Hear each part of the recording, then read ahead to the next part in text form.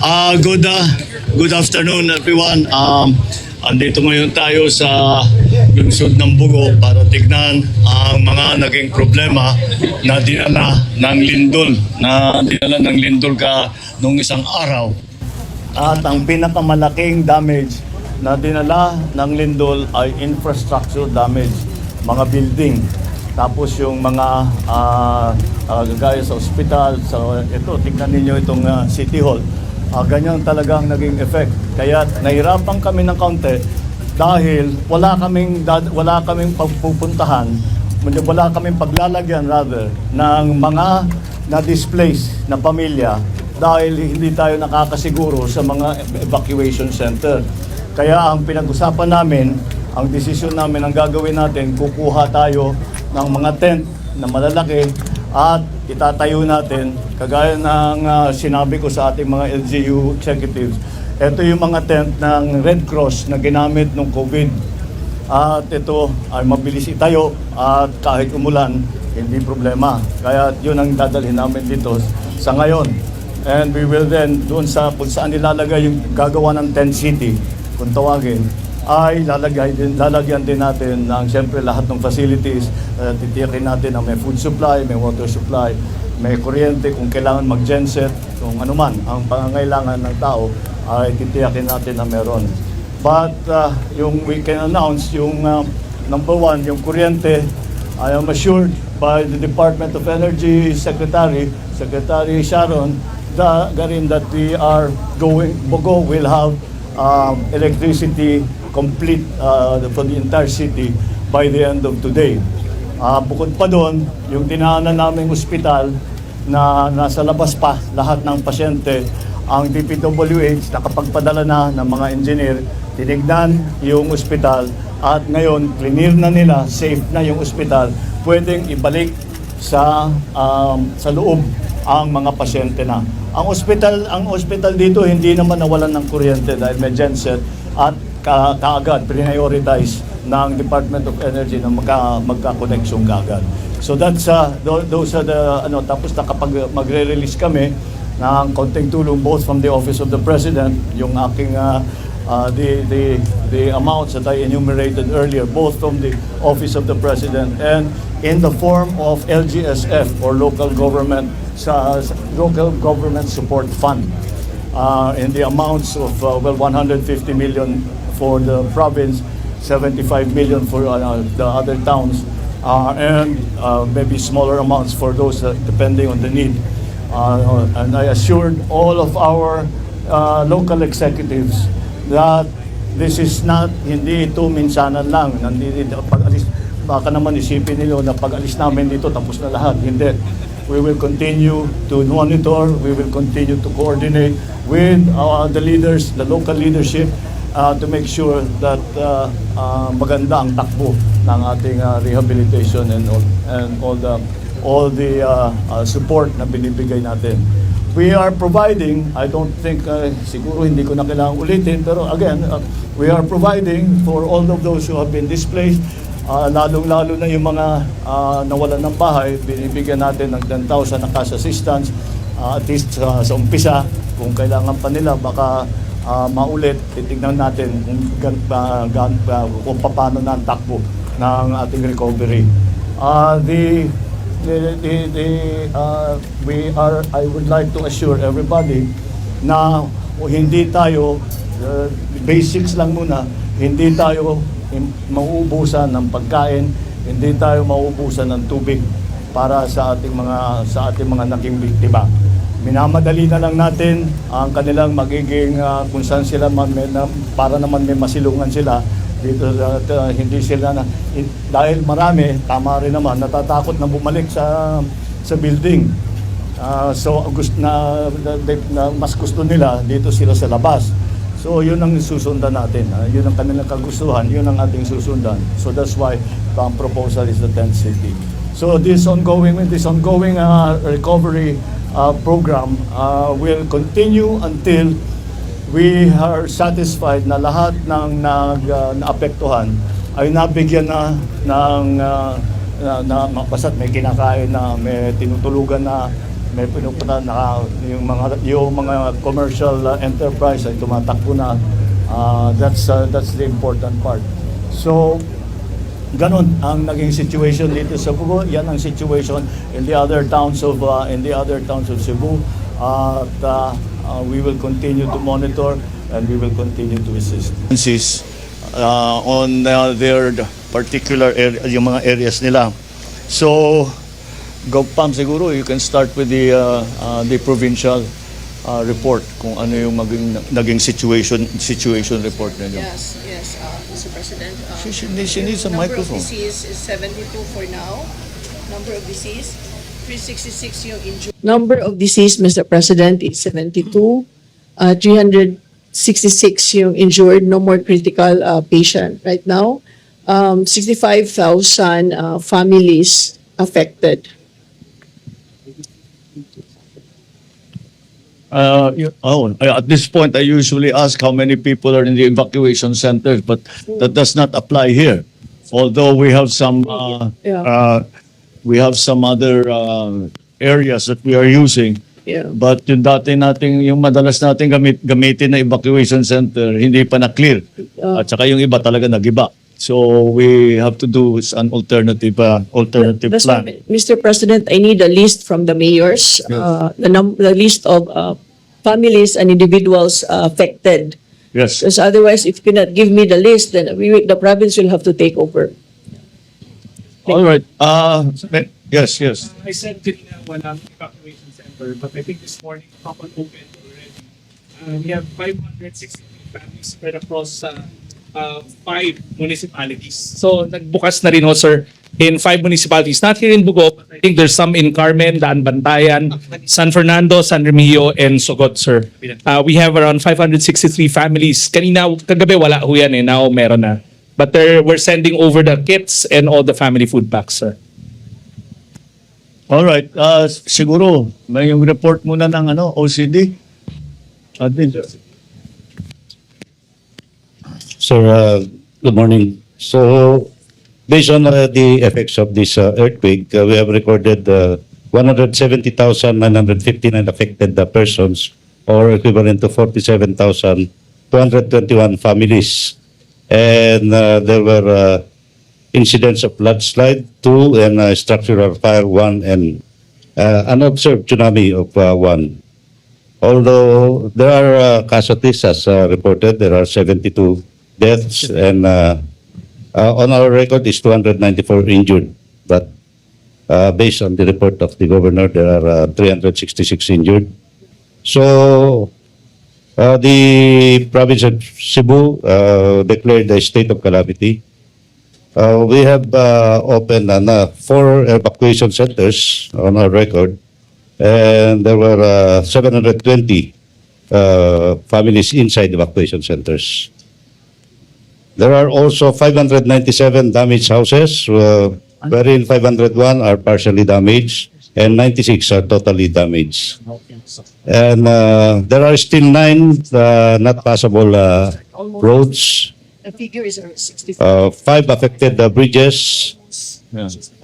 and 3 seaports, plus there is still 10 LGUs experiencing power interruptions. So, likewise, 3 LGUs experiencing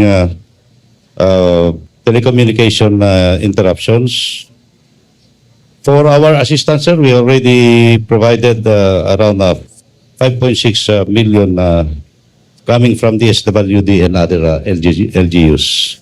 So, for our humanitarian assistance, we have deployed and distributed 6,800 family food packs.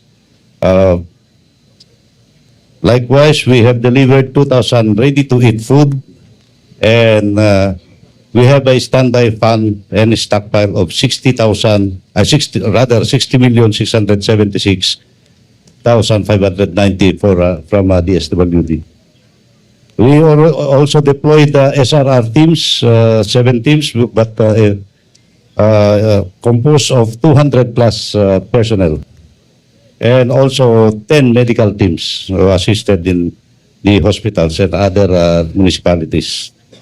We initially delivered the tents, which was used in the hospital, and there are 1,000 hygiene kits which were also distributed, and so we provided also fuel for to support the mobility assets of the responding units.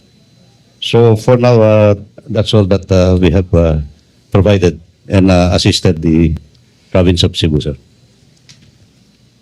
All right.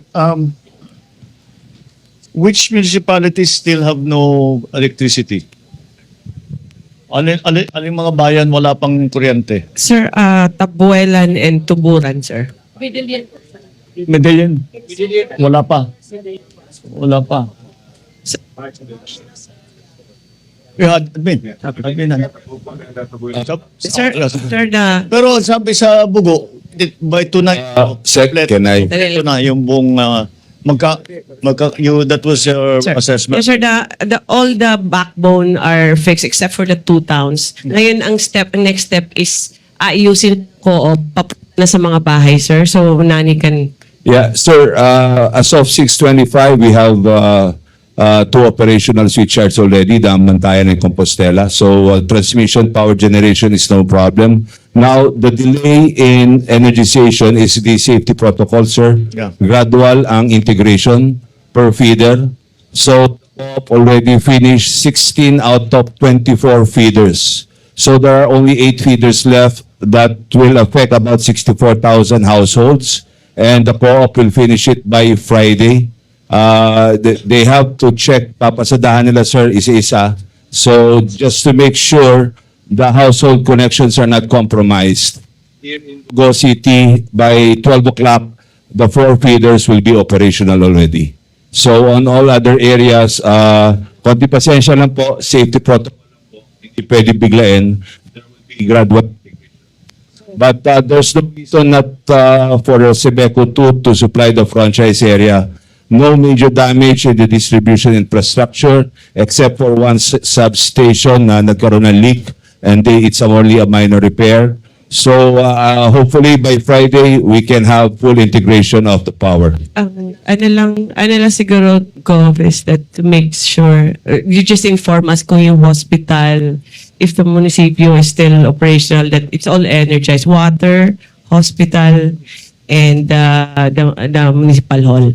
Just because sometimes they report to us, so we can double check na rin. Thank you, Gov. All right. Yes, I think people understand that we have to be careful before we switch the entire system on. Yeah. Because baka magka-aksidente, may kuryente. But anyway, so this is quite fast that we are able, mabilis na ibalik ang kuryente because critical yan. Ang nakikita namin that are still problematic are the distribution of water and food. But we have made arrangements already kung saan tayo kailangan, you will have to designate kayo mga mayor, you designate yung mga distribution center kung saan ibabagsak ng DSWD yung mga relief goods, yung mga food, yung mga water supply, kung ano pa, yung mga health kit, lahat ng mga binibigay natin sa mga non-displaced. Dahil according to the governor, the estimate of displaced families is 65,000 around the province. So that's what we are going, those are the people that we have to support until they find better accommodations and arrangements. Yes. Sir, yes, as mentioned yesterday kay Gov and sa inyo, we have around 300,000 boxes ready to go.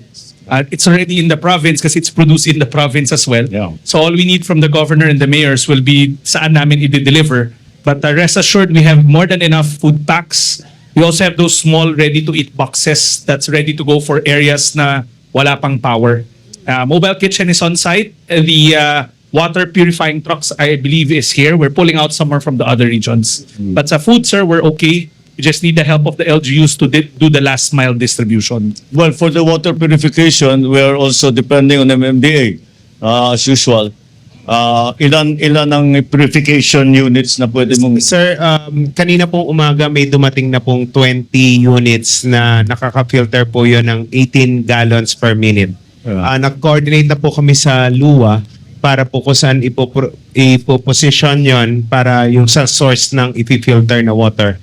Kasi we understand na medyo brownish pa raw po yung tubig. Para po ma-filter namin before distribution po. We have 20 units po now and then may darating pa po kasi yun lang po yung kumasya sa C130, Mr. President. Correct. You're correct, Mr. President. The mayors has to send us the list of mga areas where we need to send the relief goods.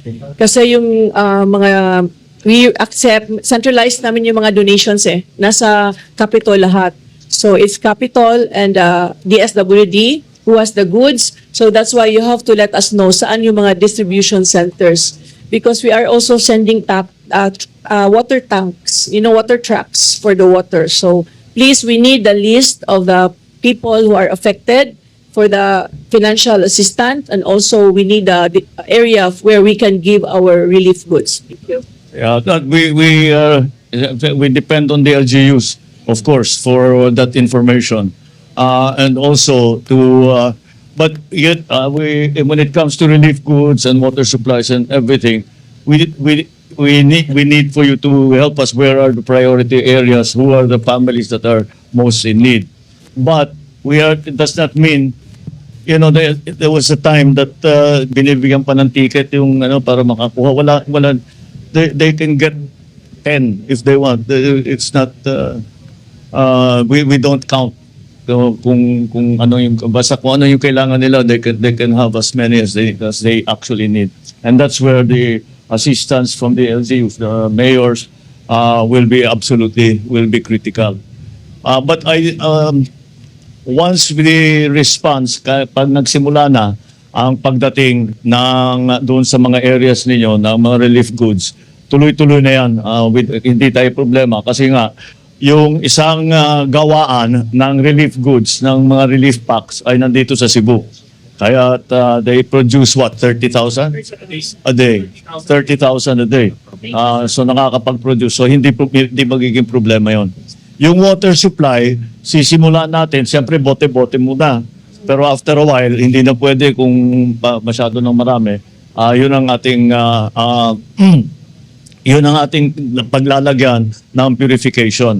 Tapos meron pa tayo mga ibang mga sistema para dun sa mga malalayo, kung kailangan pa rin nila na yung mga outlying, mga isolated na barangay, halimbawa, meron tayong sistema na para mag-purify, para may tubig naman, hindi lang malinis, pero yung pag na-purify, pwede nang inumin, pwede nang gamitin na pandito.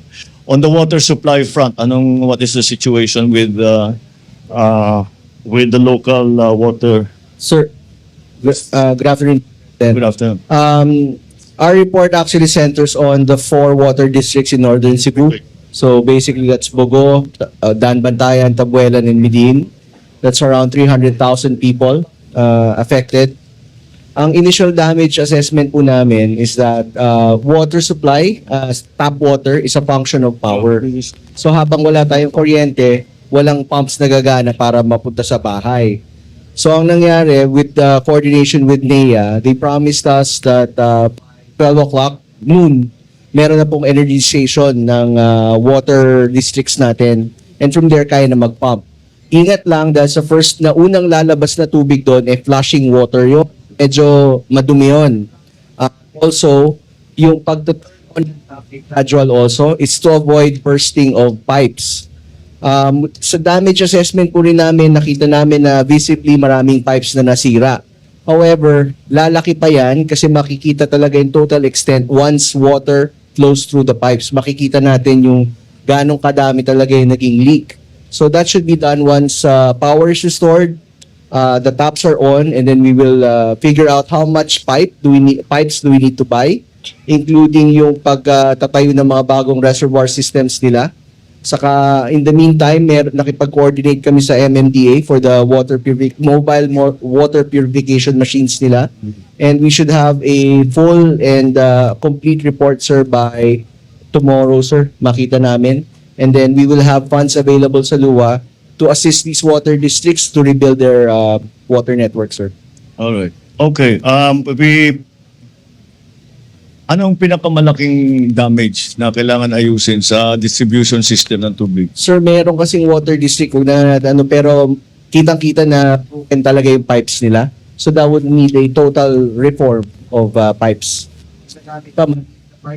One, ang standard namin is 6. Oh. So aayusin namin, sir.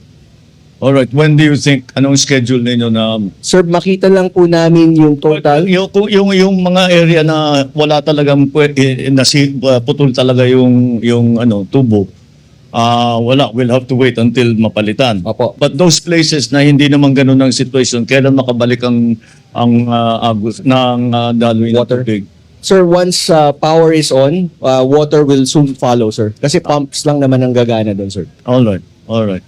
Have you been able to assess how much, what is the percentage of your water system that has damaged? Sir, hindi pa kasi Hindi pa pwedeng yung, gamitin. yung full nun, sir, malalaman namin pag umagos na yung tubig. Makikita namin ganong kadaming pipes talaga broken. Kasi right now, physical evaluation pa lang, sir. When will you finish the physical evaluation? Sir, subukan namin within the week. And then after that, emergency procurement. Within the week, it's Thursday. Huh? Sir, 1 week, sir. Sorry, 1 week, sir. Sige. All right. Very good. Mr. President, Yes, oh. if I may, from the DOTR po, DOTR, yes. just want to say po that the Coast Guard deployed as early as October 1 po, 2 water desalinators that can basically generate 20,000 liters a day portable water. It's already in the area, Mr. President. So how are you distributing the purified it's water? more of a coordinating with the mayor and the LGUs and the Again, governor po. Again, Yes po. talagang yung mga mayor, mga LGU, tayo talaga ang first responder. Kami supporting lang kami. Para sa pangangailangan ninyo. Basta sabihin ninyo sa amin kung ano man ang kailangan ninyo, and whatever it is, it's more relief goods, water supply, whatever. Sabihin nyo lang sa amin and we will try it. We will try our best to provide. So that is the general report on the effects of the 6.9 on the Richter scale earthquake that happened that was centered here in Bugo. But of course, the other areas that were also affected. So the non-cash the non-cash assistance that is already in place. We are trying to fix already the water system. I think we can look forward to the electricity, na kompleto na ang electricity dito sa Bugo man lang. Doon sa inyo, naputulan din kayo ng yung ibang bayan, naputulan din kayo ng kuryente, hindi naman. The other mayors. Nabuguno at nabuelan. Dalawang wala. Anong nangyari? Yung gano'n, nasira yung tubo. So, kung Bayan ng Tabugon, Mr. President. Morning. Yes, we have no electricity also, Mr. President. all right, so in that case, we know where to send our purification, our water purification units. Doon natin papadala, doon sa talagang wala pa talagang lumalabas. May pagkukuha na naman ng tubig, hindi lang malinis. Hindi, President. Oo. Usually, all our pumps are... Namimigay tayo ng ang tawag dito ng purification. Pati yung DOH nagbibigay din yung tableta na linalagay sa tubig.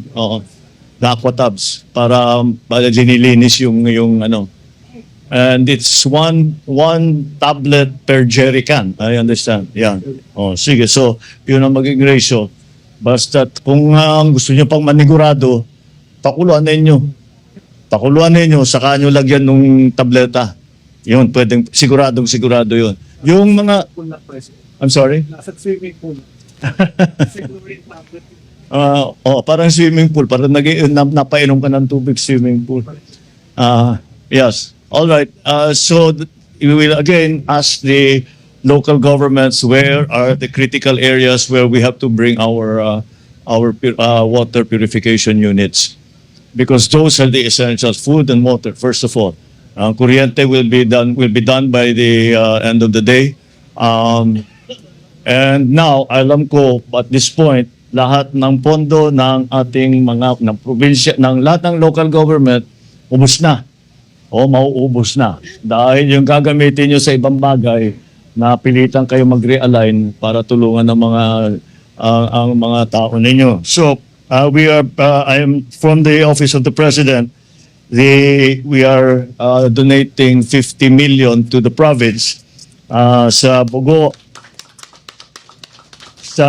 sa Bugo City, Sugod, San Remilio, 20 million pesos each.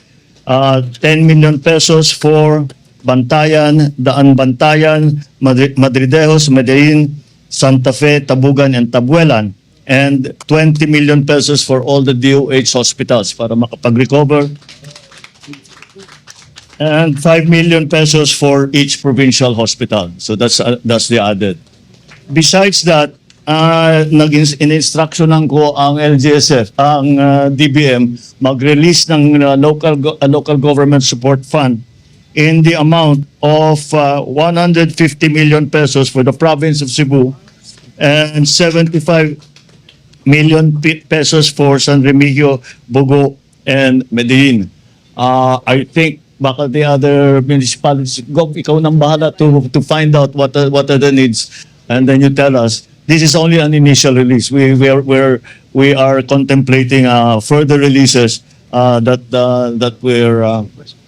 will be coming, that will be in the pipeline. Kasi naman, kung magbabagsak kami ng masyadong malaki, hindi magamit kagad.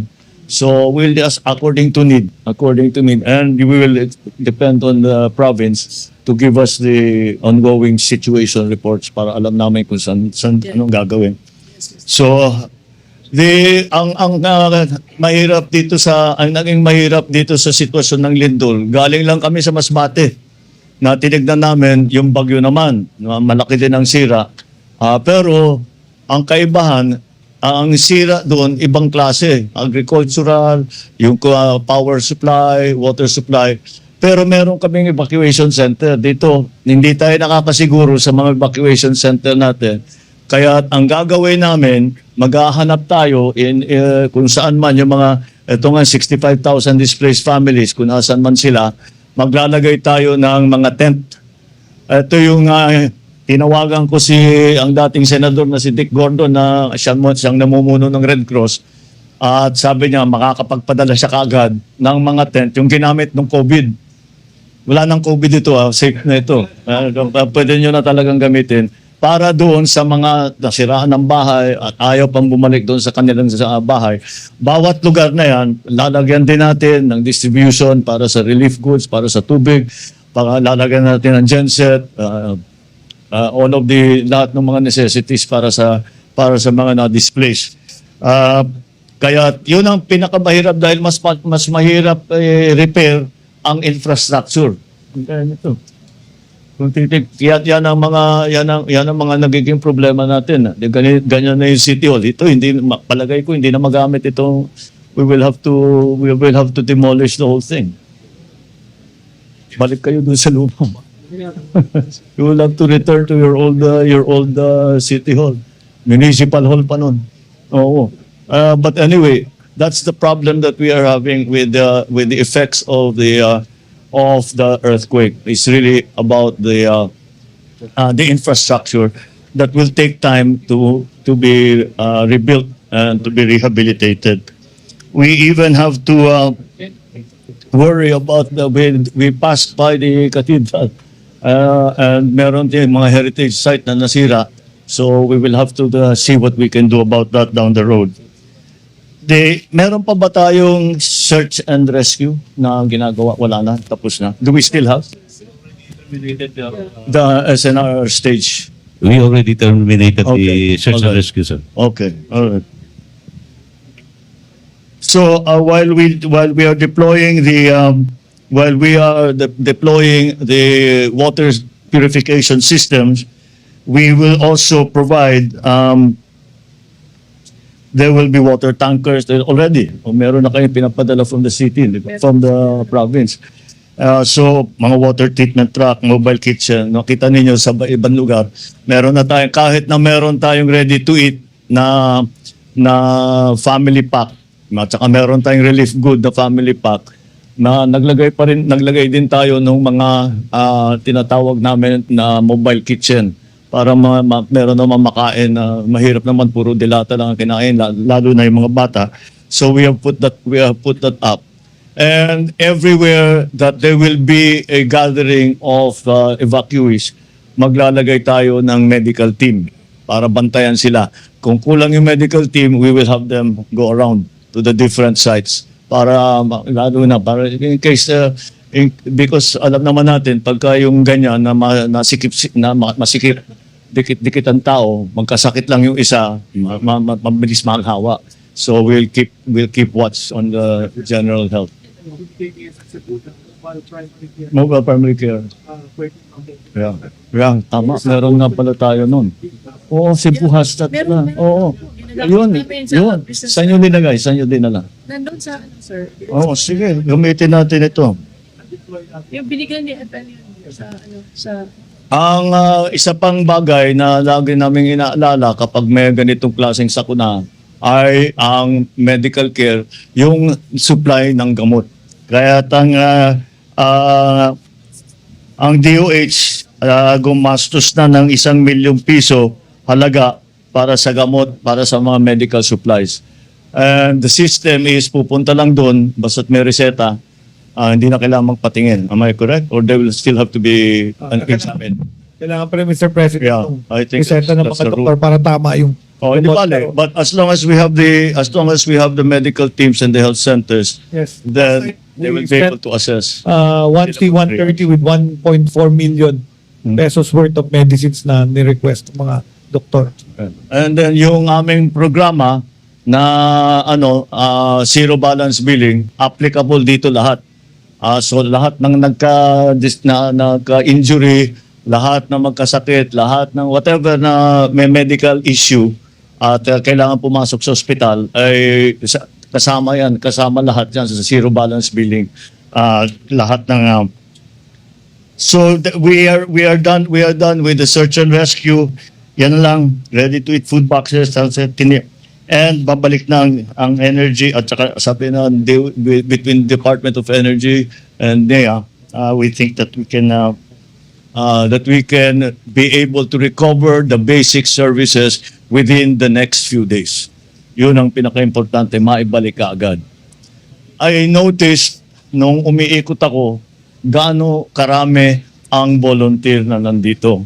At once again, dumaan tayo sa ospital, once again, nakita natin ang ating mga first responder, mga doktor, mga nurse, mga medtech, lahat ng tumutulong sa mga may sakit. The first responders in the LGU, all of those who have assisted, and especially the volunteers, because yung kami, duty namin yan eh. Pagka kami nasa gobyerno, duty namin. Mga volunteer, hindi nila kailangan pumunta rito eh. Yung mga nagpadala ng tulong, hindi nila kailangan gawin yun. Kagandahan lang ng loob nila, kaya kailangan natin pasalamatan silang lahat. Maraming salamat. At kung hindi sa tulong ninyo, siguro meron din masasabi natin na salba na buhay dahil sa tulong ninyo. So we once again demonstrate the Filipino spirit of bayanihan. And lahat ng kung ano mga issue na pinag-uusapan ay sa Pilipino, and then isasantabi lahat muna yan para tulungan ng kapwa Pilipino. And that's what we are seeing once again. And that's why I want to put out, I think the expression is a shout out to all our volunteers. And thank you very much for all of that you are doing. All right. President, Yes, come. also to take this opportunity, Mr. President. First, I was here during the aftermath together with Governor and Mayor I would like to thank also the national government, the agencies. Less than 24 hours, dito na lahat dito na lahat ng tulong. And with our distribution centers, if I may also add, Mr. President, so that it will be faster, especially in the far-flung barangays, maybe I could also advise the mayors, we can divide it into three tulong centers or distribution centers. It would be easier for DSWD and all the national agencies to bring all their help, the government, the local government, the provincial government, so that it would be faster na dumating sa mga coastal and mountains. We have coastal and mountain barangays, Mr. Really ang division of labor pagka ika nga dito ay pagka yung more or less yung last mile, LGU. Yes. Kasi kayong nakakaalam Yes. kung sino yung uunahin, which barangays has been isolated for 2 days, wala nang pagkain, 2 araw, na alam ninyo yan. So that's where the guidance, that's why we need your guidance. And then even in the, kahit doon sa actual na distribution, kailangan lahat ng mga tao ninyo, at lahat ng mga municipal, city, and provincial employees, we also need that help because we need the manpower para mabilis nga ang pag-distribute. So we will do that. Meron tayo, we will have centers where basically bibigay namin sa LGU. Basically bibigay namin sa LGU. Kung kailangan nyo ng tulong sa pag-distribute, tutulong kami kung kaya namin. But again, we depend on the LGUs for the grassroots assistance, yung what we refer to sometimes as the last mile. So I think we'll be able to do that. I will be going to Congress because after coming from Masbate, coming from Cebu, I will be going to the Congress, the House and the Senate, para makapagbigay sila ng emergency funds. Alam ko yung mga QRF, yung mga QRF ng ibang mga agencies paubos na. So, pagre-release tayo ng QRF, yung Quick Response Fund na ginagamit namin para immediately dahil sa especially sa pagdating ng dalawa ng Nando at saka nung Opong na bagyo na talaga napakalakas. Tapos ito pa, nasabayan pa ng 6.9 intensity ang lindol. Kaya yung QRF para meron kayo na magamit, we will have it released as quickly as possible. I spoke to Sekvina already yesterday and this morning, and she's making all of those arrangements. All right. So is there anything else yung lalo na sa mga LGU, meron pa ba kayong kailangan sa amin na gusto ninyong para malaman namin para maumpisa na namin i-arrange yan? Last thing, Mr. President, I think I can speak in behalf of all the mayors of the 4th District and including the 5th District. Andito yung Sogod, also na natamaan din, and Bourbon. I'd like to thank you, Mr. President, and your team for helping us. Less than 72 hours, we are all here. May ilaw na along the highway and may power na. Ang daming tulong. Thank you very much, Mr. President. We had to split the team because half went to Masbate with me yesterday. The other half came here immediately. The Secretary Gilbert was, I think, the first one to arrive here because because when I received your note, I told him, wag ka nang sumama muna sa Masbate, doon ka sa Cebu because it's a different kind of a response that is required.